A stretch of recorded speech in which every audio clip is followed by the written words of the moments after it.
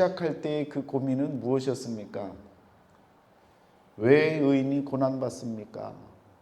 왜 우리에게 믿는 자에게 어려움이 이렇게 큽니까?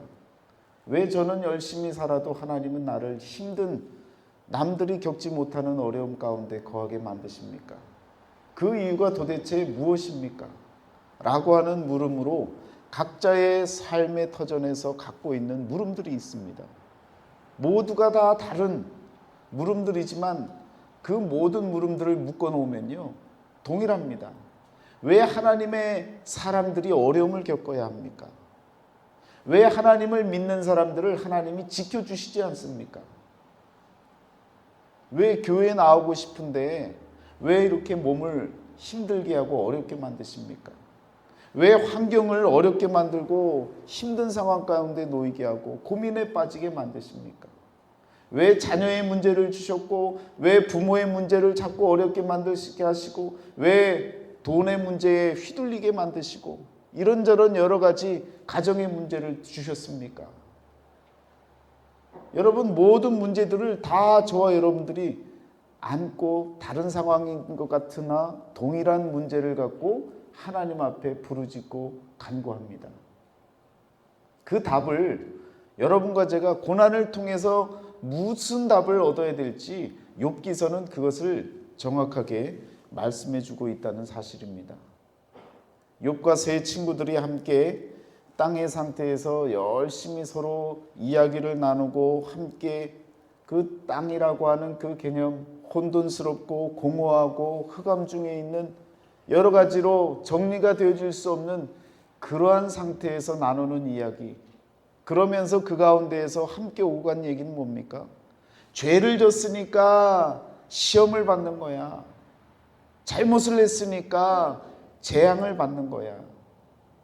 라고 하는 권선징악의 질서 있는 세계 속에서의 인간이 생각할 수 있는 그 세계 한계 가운데에서 대화를 이어가고 또 인과응보라고 하는 그러한 원인이 있기 때문에 결과가 주어진다라고 하는 분명한 이유 때문에 분명한 결과가 주어진다는 그 사실만을 갖고 함께 이야기를 나누며 또 자기 정당성을 주장하는 그런 모습들을 저와 여러분들이 욥기서를 통해서 욥과 세 친구의 대화를 통해서 바라봤습니다. 그러면서 이 네 명이요 다 같이 가짜 하늘을 향해서 그렇게 외치고 부르짖었다고 했잖아요. 그런데 그 마음마저도 사실은 그 중심에 있는 진짜 마음이 아니라 종교적이고 율법적이고 자신이 알고 있는 정당성, 자신이 의의를 갖고 나아갔던 그 의의에 한정되어지는 그러한 부르짖음이었기 때문에 하나님께로부터 어떤 응답도 받을 수 없었습니다. 그리고 엘리후가 등장하고 또 더 큰 의의를 갖고 나왔던 이 엘리후를 통해서 율법의 의의가 무엇인지 그리고 자기 교만의 어떤 끝을 보여주는 그런 엘리후의 표현들을 통해서 사람의 말로는 답을 얻을 수 없다라고 하는 사실을 저와 여러분들이 알게 되어졌습니다. 그리고 나서 정말 욥이 하나님께 간구를 하는 거죠. 정말 하나님께로부터 답을 듣고 싶습니다. 하늘로부터 위로부터 내려지는 답을 얻고 싶습니다. 라고 하는 이러한 부르짖음 가운데 하나님께서 나타나십니다. 그리고 말씀하시는 거예요. 그것이 바로 오늘 본문을 통해서 살펴보는 그리고 38장서부터 42장까지의 말씀을 통해서 하나님께서 저와 여러분들에게 욥기서를 통해서 주시는 결론 그리고 그 욥 핍박받는 자, 고난받는 자 아버지여 어디 계십니까? 라고 부르짖는 그 이름의 뜻에 합당한 답을 바로 말씀을 통해 우리에게 전달해 주고 계시는 것입니다. 여러분 우리가 이 답을 찾기 전에 기억해야 될 것은요. 믿음의 사람들은 믿음의 분량대로 지혜롭게 생각해야 된다는 것입니다. 로마서 12장 3절 말씀에와 같이 믿음의 분량대로 지혜롭게 생각할 수 있는 그런 지혜가 우리에게 필요합니다. 여러분 이 말을 바꿔서 이야기하면요. 모르는 것은 모른다라고 고백할 줄 알고 시인할 줄 알아야 된다는 거예요. 내가 알고 있는 의가 끝까지 내 의가 되어질 때는 하나님께서 답을 주셔도 그 답을 깨달을 수가 없습니다. 하나님, 저는 모릅니다라고 시인할 수 있고 고백할 수 있고 돌이킬 수 있는 그 마음을 가져야 되는데, 오늘 본문 말씀에 보니까 욥이요, 바로 그런 자세를 가진 거예요. 하나님, 저는 모릅니다. 제가 무슨 말을 했고 어떤 뜻의 의미를 갖고 이야기했는지도 모르겠습니다. 하나님, 제 가운데에서 제가 회개합니다. 용서하여 주세요. 하나님, 말씀해 주세요. 라고 하는 그런 신앙의 자세가 저와 여러분들에게도 필요하다는 것입니다.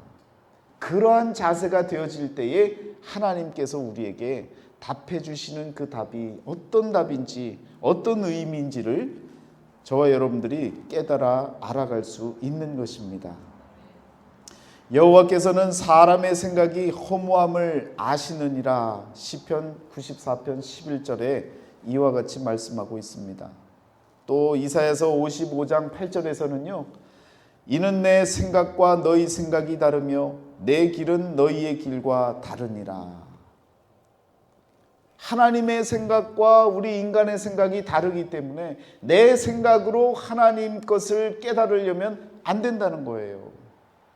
이러한 전제 조건이 있다라는 것을 아시고 내가 깨닫는 것이 아니라 하나님이 깨닫게 해주셔야만이 하나님의 말씀이 깨달아지고 또 하나님의 뜻이 무엇인지를 밝히 알아갈 수 있다는 사실을 여러분과 제가 알아야 된다는 것입니다. 우리가 신앙생활하면서 느끼고 고백하는 건 뭡니까?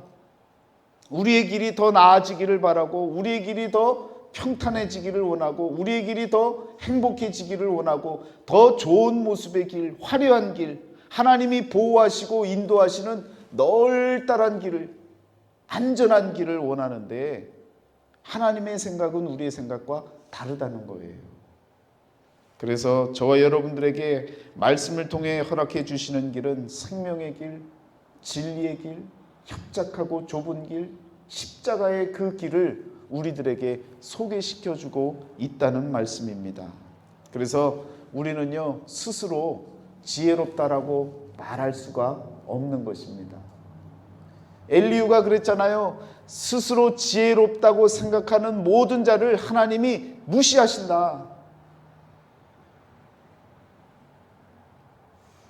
그 말씀처럼 하나님께서는요, 38장서부터 시작되는 말씀에서 엘리후를 무시하고 시작합니다. 엘리후가 그냥 열심히 설명을 다 했는데 엘리후는요, 거들떠보지도 않아요. 욥과 세 친구를 향해서만 말씀을 하고 있고요, 엘리후에게는요 아무런 얘기도 하지 않습니다. 엘리후를 마치 투명인간처럼 무시하고 있는 거예요. 엘리후는 깨달아야 되는 거죠. 그렇게 하나님의 말씀을 증거하고 좋은 의미로 하나님의 진리의 말씀을 들고 이야기를 했는데 엘리후가 무시를 당하고 있거든요. 그러면 엘리후는 어떤 마음을 가져야 됩니까? 왜 하나님 저를 무시합니까? 라고 해야 돼요? 아닌 거죠. 스스로 지혜롭다 여기는 자를 하나님이 무시하신다는 자신의 고백과 같이 내가 스스로 지혜롭다고 여겼던 그 마음을 하나님 앞에서 돌이켜서 회개할 수 있는 그런 기회를 하나님이 지혜롭게 엘리후에게도 사실은 허락해 주신 줄 믿습니다. 여러분, 38장 2절 말씀에 보시면 욥에게 하나님께서 말씀하시죠. 폭풍우 가운데 말씀하십니다. 무지한 말로 생각을 어둡게 하는 자가 누구냐? 무지한 말로 생각을 어둡게 하는 자가 누구예요? 욥에게 이야기하니까 욥도 그런 것이고 또 욥을 둘러싼 세 친구도 그렇고 엘리후도 그렇고 무지한 말로 생각을 어둡게 했던 모든 사람들이 다 해당되는 거예요. 여러분과 저도 엘리후보다 못합니다. 세 친구보다 못해요. 욥보다도 못해요. 그러니까 우린 다 무지한 말로 세상을 어둡게 하고 생각을 어둡게 하는 사람들 중에 한 명들입니다. 그 대상 가운데 내가 벗어나 있으면요, 우리는 회개할 일이 없는 거예요. 그렇지만 저와 여러분들은 그 대상 가운데 한 명이기 때문에 우리가 다 같이 하나님의 말씀에 귀를 기울여야 되리라 믿습니다. 4절 말씀에 어떤 말씀을 쏟아내십니까? 내가 땅에 기초를 놓을 때에 내가 어디 있었느냐? 내가 깨달아 알았거든 말할지니라. 여러분, 하나님께서 세상을 만드실 때 같이 있었던 사람이 누가 있어요? 그 현장을 목도하고 바라봤던 사람이 누가 있습니까? 아무도 없는 거예요. 감히 범접할 수 없고 감히 말할 수 없는 일들, 하나님께서 땅의 기초를 세울 때에 그 누구도 바라봤던 사람이 없었던, 하나님만이 하시는 일들에 대해서 우리가 감히 이렇다 저렇다 말할 수 없는데 어떻게 우리가 하나님의 뜻을 안다고 말할 수 있겠냐는 것입니다. 여러분과 저는요, 그런 하나님의 음성에 귀를 기울이고 내가 아무리 생각해도 이해가 되어지지 않으니까 따져봐야겠다라고 하는 마음이 아니라 하나님의 그 놀라운 능력 앞에 무릎 꿇고 아무것도 모릅니다, 무지한 말을 하는 저를 용서하여 주옵소서 하고 고백할 수 있는 그런 심령이 되어지셔야 된다는 거예요. 하나님께서 이렇게 질문을 던질 때에 욥은요, 더 이상 할 말을 할 수 없게 되어집니다. 그래서 여러분과 저는요, 그저 하나님이 하시는 말씀에 하나님의 뜻이 있겠거니 하는 마음, 그저 하나님을 믿는 심정으로 우리를 좋은 길로 바른 길로 인도하시겠거니 하는 그 믿음만이 있으면 충분하다는 것입니다. 여러분과 저에게 그런 하나님이 하셨기 때문에 감사한 일이고 기쁜 일이고, 아무리 십자가의 길로 나아간다 할지라도 하나님이 원하신다면 그 길로 내가 가겠습니다라고 하는 그러한 자세가 우리에게 필요하다라는 것입니다. 여러분, 폭풍우 가운데 하나님이 쏟아내시는 첫 번째 질문 가운데에도 우리는요, 아무도 대답할 사람이 없는 거예요. 하나님이 하시는 일은요, 하나님이 해결하신다라고 믿고 하나님만 믿는 마음으로 나가야 된다라는 그 마음이 우리에게 우선적으로 필요하다라는 것입니다. 여러분, 이렇게 계속해서 질문하시는 거예요. 계속해서 질문하시는데요, 수도 없이 질문하신 것 제가 표시를 해가면서 보니까 수도 없어요. 70회가 넘는 많은 질문들을 하나님께서 쏟아 부으십니다. 그런데 40장으로 가보세요. 40장 2절 말씀에 보시면 여호와께서 또 1절에 욥에게 일러 말씀하시되 트집 잡는 자가 전능자와 다투겠느냐? 하나님을 탓하는 자는 대답할지니라. 여러분, 트집 잡는 자가 나오고 하나님을 탓하는 자가 나오죠. 잘 돌아보면요, 우리의 모습과 같습니다. 무지한 말로 생각을 어둡게 하기도 하고요, 하나님께 트집 잡기도 하죠. 하나님, 왜 의인이 고난 받아야 됩니까? 트집 잡는 거예요. 그리고 하나님을 탓하는 거죠. 왜 하나님 저를 이렇게 만드셨습니까? 이러한 하나님을 탓하고 하나님께 트집 잡는 이 모든 행위에서 벗어날 사람 또한 한 명도 없는 거예요. 그러니까 여러분, 생각해 보면 하나님 앞에 우리 인간은요, 들을 이야기, 말씀이 아무것도 없는 거예요. 욥의 고백처럼 하나님 말씀하십시오, 제가 듣겠습니다. 우리의 입을 봉할 수밖에 없는 거예요. 욥기서를 바라보면요, 우리의 말이 더 이상 나올 수가 없는 거예요. 트집 잡지도 못하죠. 또 하나님 앞에 하나님을 탓할 수도 없죠. 할 말이 없는 거예요. 그래서 무릎 꿇는 거예요. 인간의 한계를 느끼는 거예요. 저와 여러분들이 아무것도 하나님 앞에 바랄 것도 요구할 것도 트집 잡을 것도 어떤 기도의 불평거리도 내놓을 것이 전혀 이유가 없는 것은 전능하신 하나님, 그 하나님 앞에 우리가 아무것도 내세울 것이 없다라는 것입니다. 여러분과 제가 그러한 심정으로 하나님 앞에 서야 된다는 것입니다.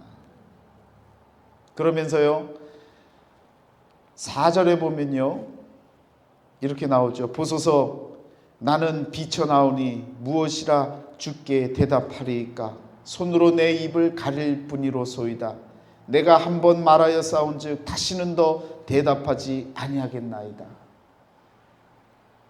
하나님이 말씀하시는 질문 앞에 아무것도 대답할 수 없는 것을 욥이 깨닫고, 하나님 이제는 내 입을 봉할게요. 더 이상 아무 말도 하지 않을 테니 하나님 계속해서 말씀하여 주옵소서 라고 하나님 앞에 이렇게 자신의 입장을 분명하게 깨닫고 또 하나님 앞에 자신을 겸허하게 내려놓는 그런 모습을 보여주고 있는 것입니다.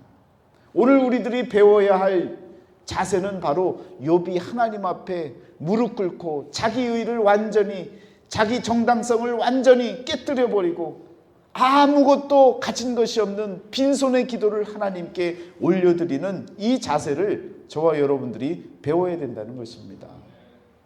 40장 8절 말씀에 이렇게 기록합니다.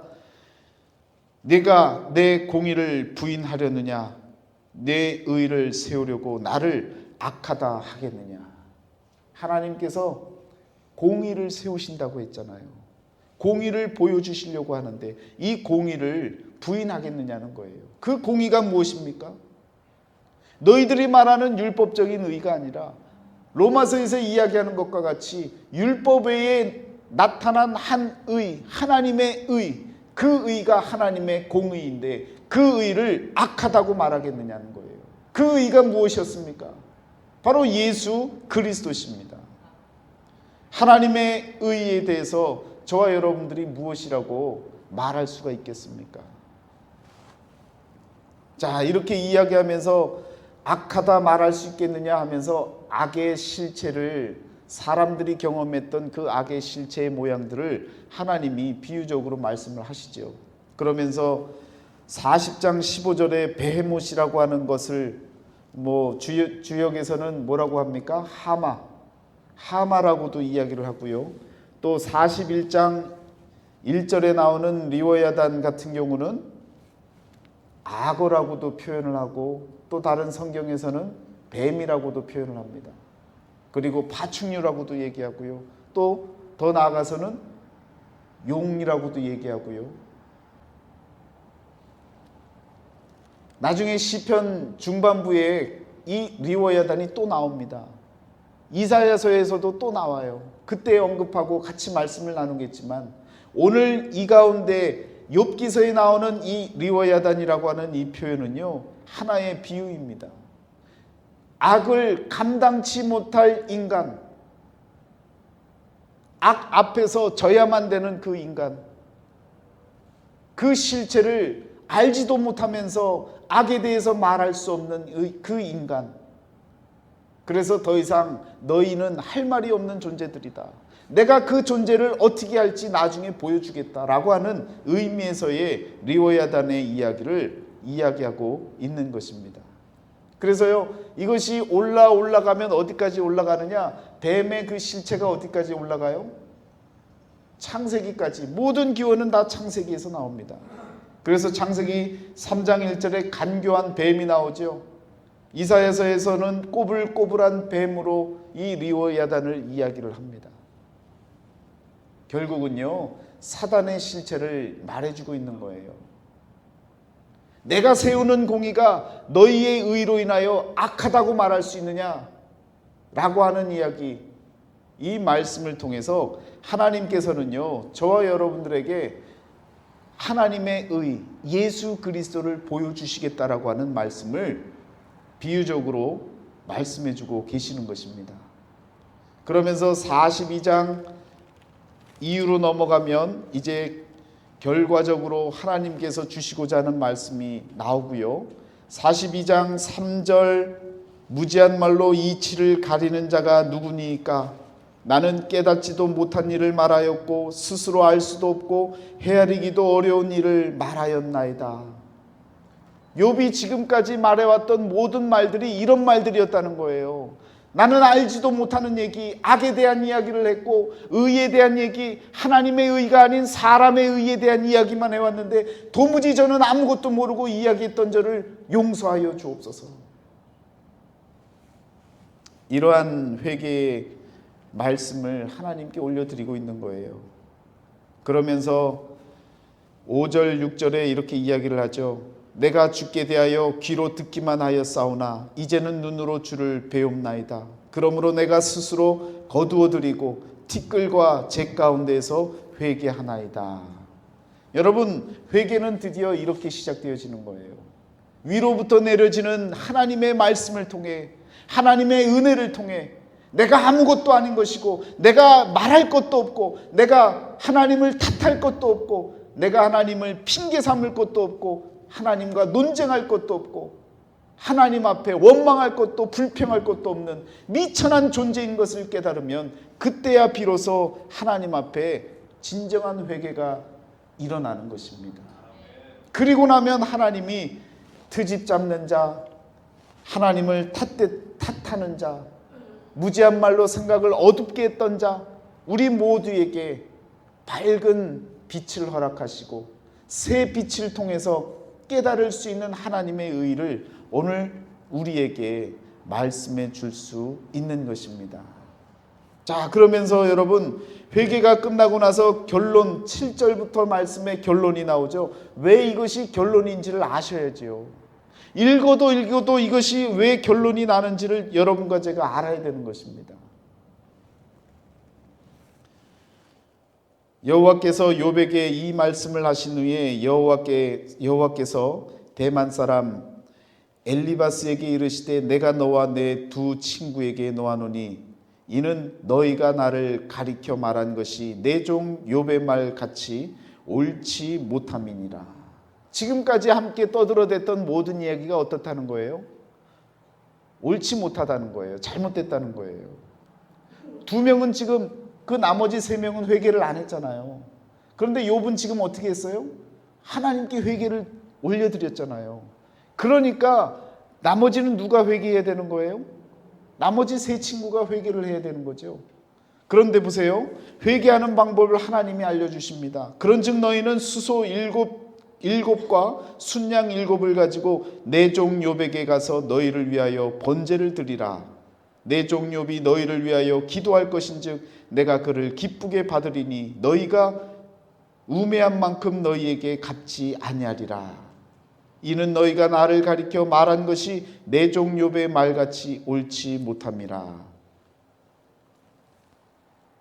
회개를 하게 하는데 그 방법이 무엇이냐면 화목하는 회개의 방법, 복을 받을 수 있는 그 회개의 방법, 수양 7, 수소 7, 순양 7을 갖다가 누구에게 갖다 드리라 그래요?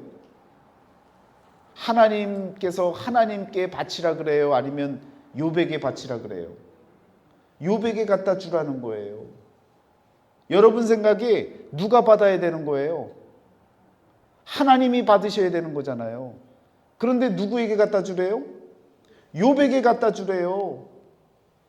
화목할 수 있는 그 재물을 여러분 욥에게 갖다 주라는 거예요. 욥을 뭐라고 표현하면서요? 내 종 욥에게 갖다 주라는 거예요. 자, 그러면 어떤 일이 벌어진다는 거예요? 하나님이 그 재물을 받으신다는 거죠. 그런데 어떻게 받아요? 기쁘게 받으신다는 거예요. 그리고 그 재물을 받으세요? 무엇을 받으신다 그래요? 욥을 받는데요, 욥을. 여러분, 그래서 이것이 결론이 되어지는 거예요. 하나님이 보여주시는 비유의 말씀이 되어지는 거예요. 저와 여러분을 위해 누가 오십니까? 강림절을 맞이하면서 세상에 오시는 우리 예수 그리스도께서 이 땅에 오시는 거예요. 그런데 그분이 저와 여러분들을 위해서 십자가를 지시잖아요. 우리는 주님께 나와서 화목 제물을 드리는데 그 제물을 드리면 하나님이 누구를 받으시는 거예요? 희생양이 되시는 예수 그리스도를 기쁘게 받으시는 거예요. 욥은요, 내 종이라고 했어요.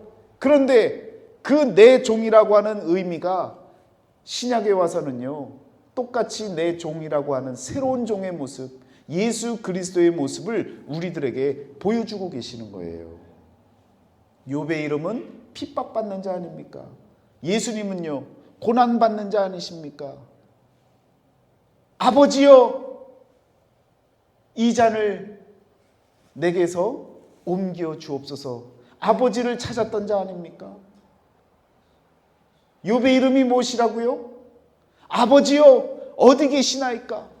아버지를 찾았던 자, 욥과 다를 것이 전혀 없는 새로운 종의 모습이 바로 예수 그리스도의 모습이다라고 하는 것을 아셔야 된다는 거예요.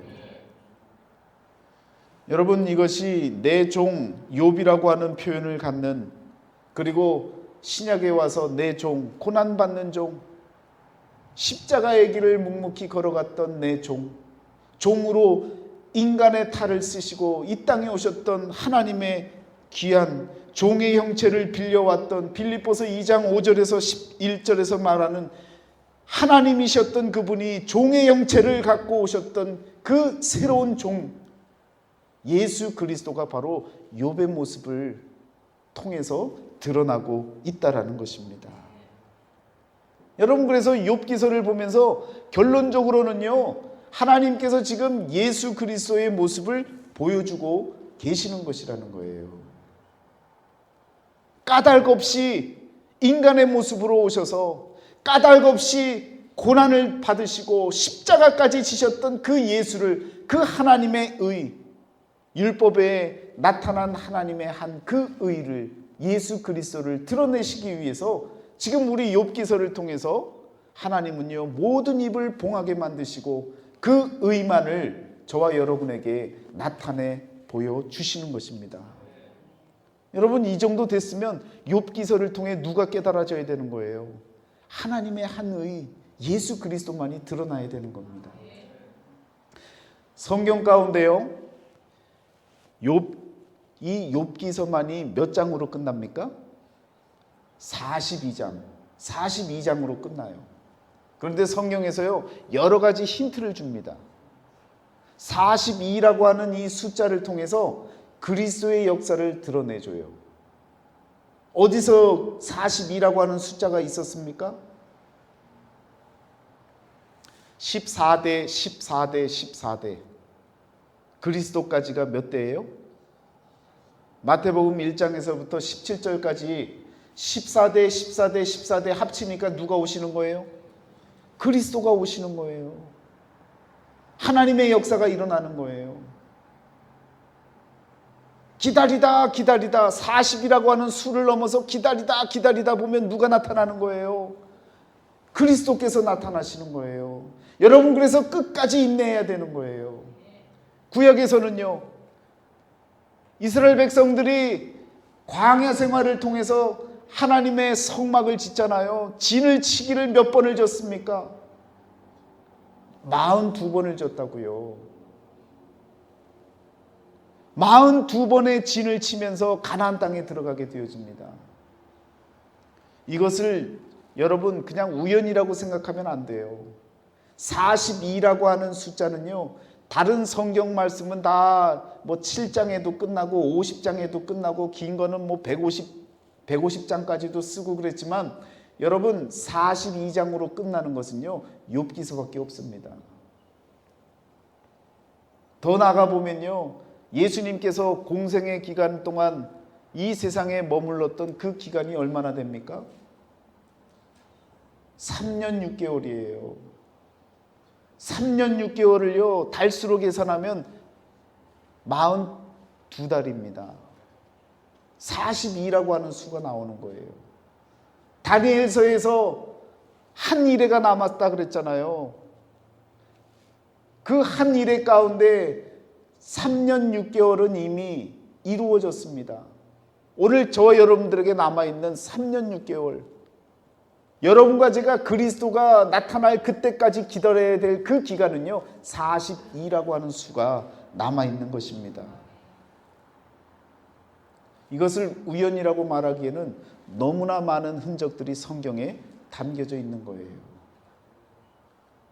계시록에서도 마찬가지로 앞으로 남아있는 42라고 하는 이 숫자, 한때, 두때, 반때, 뭐 여러 가지 표현으로 이야기하고 있는 1260일, 날수로 계산한 걸 달수로 바꾸면요 42개월이 되어집니다.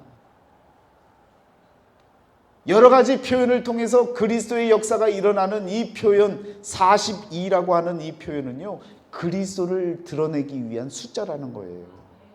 마지막 42장에 우리 그리스도가 드러나는 거예요. 욥기서는요, 언제 만들어졌는지도 몰라요. 언제 이것이 저작이 되어졌는지도 모릅니다. 말하자면요, 처음서부터 끝까지 다 포함되어질 수 있는, 어느 시기인지 밝혀지지 않을 만큼 영원전서부터 영원 끝까지 마지막까지 알파와 오메가가 되시는 하나님께서 우리에게 영원히 주시는 말씀이 되어질 수 있다는 것입니다. 그 결론이 무엇이냐? 성경에서 말하고 싶어 했던 하나님의 한 의, 바로 예수 그리스도. 대속물로 죽어주시고 하나님이 기쁘게 받아주셨던 그 희생양, 그 어린 양이 바로 욥기서를 통해서 드러나야 될 줄 믿습니다. 이것이 바로 욥기서의 결론이 되어지는 거예요. 우리의 물음과 같이 왜 내가 하나님 고난받아야 됩니까? 왜 목사가 암에 걸려야 됩니까? 왜 목사가 지치고 질병에 걸렸어야 됩니까? 여러분, 이런 질문 올려드릴 수 있잖아요. 그러나 이제는 욥기서를 통해서 우리의 입이 봉해지는 거예요. 하나님을 탓할 수가 없게 되어지는 거예요.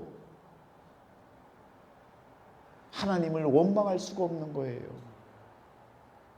여러분과 저는요, 입을 봉하고 욥과 같이 무릎 꿇고 하나님 말씀하여 주옵소서.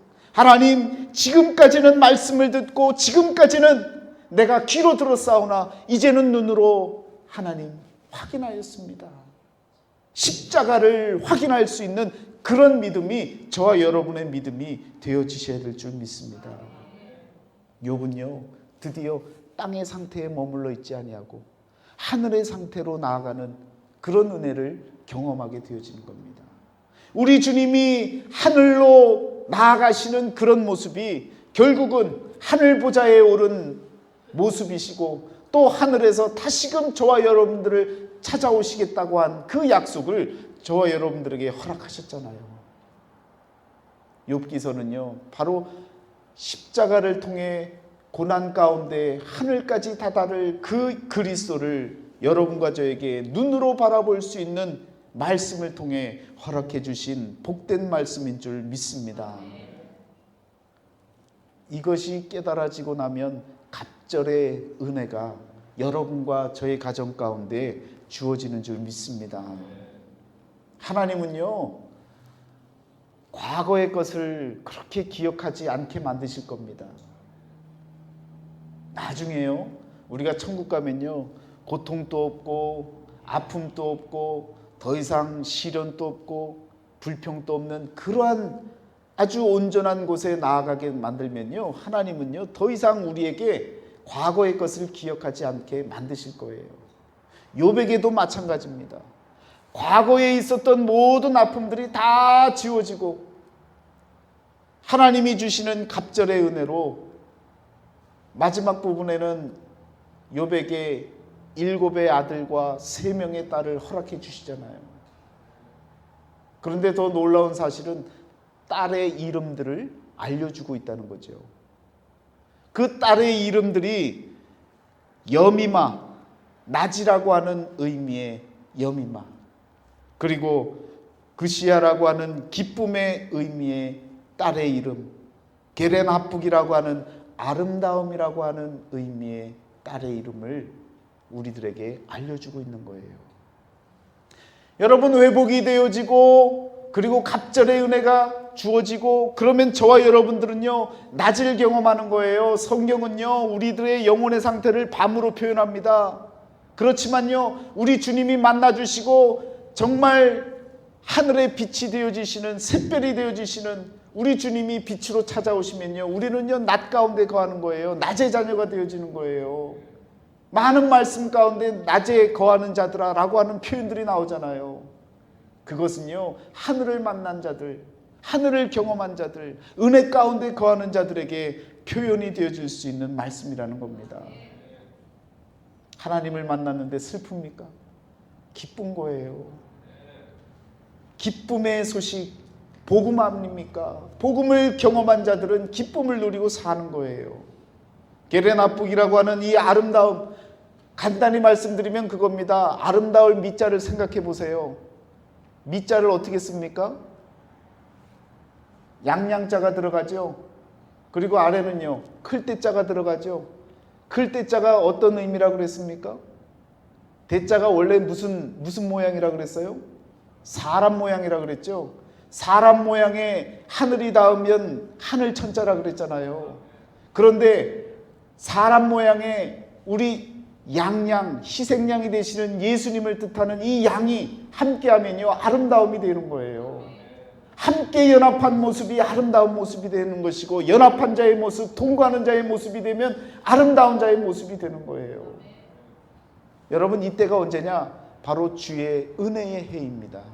희년을 선포하셨던 주님이 말씀하신 그 희년, 모든 것이 자유로워지고 모든 것이 해방이 되어지고 모든 것이 회복이 되어지는 그때가 바로 희년이 되어지는데, 그 희년이 되어지는 때를 우리 주님이 이렇게 딸의 새 이름을 통해서 희년의 때를 우리에게 말씀해 주고 계신다는 것입니다. 그래서 욥기는 이렇게 끝나는 거예요. 여러분과 제가 고난 가운데에도 십자가의 고난만을 바라보고 나아가시면요, 희년을 맞이할 수 있는 거예요. 갑절의 은혜, 회복의 은혜, 완전히 자유할 수 있는 그 은혜를 경험할 수 있는 때가 우리에게 찾아온다는 것입니다. 이것이 바로 욥기서를 통해서 우리가 깨달아야 하는 참된 결론의 의미이며, 성경 전체가 우리에게 말씀해주고 있는, 왜 고난받아야 되는지의 문제가 아니라 하나님의 한 의, 십자가를 바라봐야 하는 그 의, 하나님의 의가 무엇인지를 우리들에게 깨닫게 만들어주시는 은혜가 바로 여러분 이 욥기서에 나타난 하나님의 의이며 하나님이 주신 은혜라는 말씀을 꼭 기억하시기를 바랍니다. 그래서요, 욥기서는요, 성경 전체의 주제가 될 수 있는 거예요. 예수 그리스도라고 하는 그 하나님의 한 의가 저와 여러분들에게 나타났잖아요. 그 의를 바라볼 수 있는 믿음의 눈이 열려지시는 저와 여러분이 다 되어지시기를 축원합니다. 여러분, 그러면 저와 여러분들이 어떤 태도로 이제는 살아나가야 될까요? 여러분, 한번 야고보서를 한번 찾아보시길 바랍니다. 5장, 여러분 1절에 뭐라고 나옵니까? 들으라. 뭐 한 자들아? 부한 자들아. 어떤 사람이 부한 자들이라 그랬습니까? 여러분과 제 마음속에 그리스도가 아닌 세상의 것들로 가득 찬 자들이 부한 자라고 했죠. 물질이 많은 자만이 부한 사람이 아니라, 탤런트를 가졌는데도 너무 많은 탤런트가 있어서 내 마음이 남들보다도 내 의가 충만해져 갖고 그냥 남들 무시하는 자라면 그 사람도 부한 자인 거예요.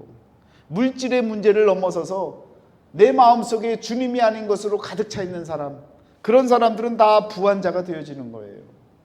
그런 자들에게 하나님이 주시는 말씀, 욥도 마찬가지였지 않습니까? 또 부자 청년도 마찬가지였지 않습니까? 부한 자들의 마음에 하나님이 주시는 말씀을 우리가 새겨들어야 됩니다. 욥기서를 통한 그 결론이 나타나는데요, 그 결론을 여러분 7절부터 한번 보시면요, 그러므로 형제들아, 주께서 강림하시기까지 길이 참으라. 보라, 농부가 땅에서 나는 귀한 열매를 바라고 길이 참아 이른 비와 늦은 비를 기다리나니 너희도 길이 참고 마음을 굳건하게 하라. 주의 강림이 가까우니라. 욥기서에 나타났던 그 주님, 그 십자가의 주님이 다시금 우리에게 강림할 때까지 뭐 하라는 거예요? 참고 인내하고 끝까지 굳건하게 우리의 신앙을 길이 참고 마음을 굳건하게 하고 인내하라는 거죠. 형제들아, 서로 원망하지 말라. 그리하여야 심판을 면하리라. 보라, 심판주가 문 밖에 서 계시니라. 형제들아, 주의 이름으로 말한 선지자들을 고난과 오래 참음의 본으로 삼으라. 보라, 인내하는 자를 우리가 복되다 하나니 너희가 욥의 인내를 들었고 주께서 주신 결말을 보았거니와 주는 가장 자비하시고 긍휼히 여기시는 이시니라. 욥의 인내를 여러분 들으셨죠? 욥기서를 통해 들으셨죠? 결론을 통해 무엇을 보셨어요? 보여주시는 결론, 십자가라고 하는 그 결론, 그리스도라고 하는 그 결론을 우리에게 보여주시는 거예요. 말씀은요, 말씀을 통해 결론이 나와야 되는 거잖아요. 야고보서는요, 욥기서의 부한 자들, 부했던 자들, 마음이 부했던, 의로 가득했던, 자기 의로 넘쳐났던, 하나님 앞에 교만으로 가득했던 모든 사람들을 향해서 선포하고 계시는 거예요.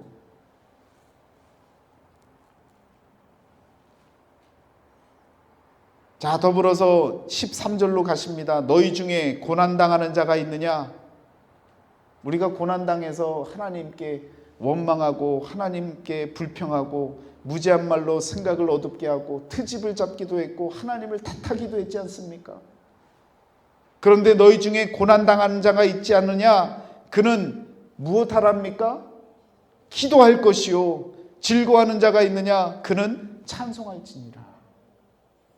여러분, 우리가 행해야 될 게 뭐예요? 기도하는 거예요. 말씀을 통해 우리에게 주어진 결론은 무엇입니까? 하나님께 기도하는 거예요. 언제예요? 고난받고 있을 때 기도하는 거예요. 생각하는 게 아니에요. 내 의를 따질 게 아닌 거예요. 하나님께 나아가서 무지한 말로 자꾸 사람들에게 생각을 어둡게 하는 것이 아니에요. 트집 잡는 것도 아니에요. 하나님을 탓하는 것도 아니에요. 하나님께 고난받고 있다면 지금 기도하라는 것입니다. 여러분과 제가 해야 할 일은요, 결론적으로 말씀드릴 수 있는 것은 기도하는 것밖에는 없다라는 것입니다. 왜? 욥의 인내를 들었습니다. 주께서 주신 결말을 말씀을 통해 그 십자가를 이제는 바라보았습니다. 이제는 우리가 할 수 있는 일은요, 기도밖에 없다라는 사실입니다. 이제는요, 엎드려 기도하시는 거예요. 아, 목사님, 이렇게 단순합니까? 욥기서 다 읽고 났는데 이제 기도하라는 거예요? 우리는요, 할 말이 없는 사람들이에요. 이 사실을 못 깨달아요. 우리는 입을 봉해야 되는 거예요. 그리고 욥의 인내를 들었잖아요. 주께서 보여주신 결말을 봤잖아요.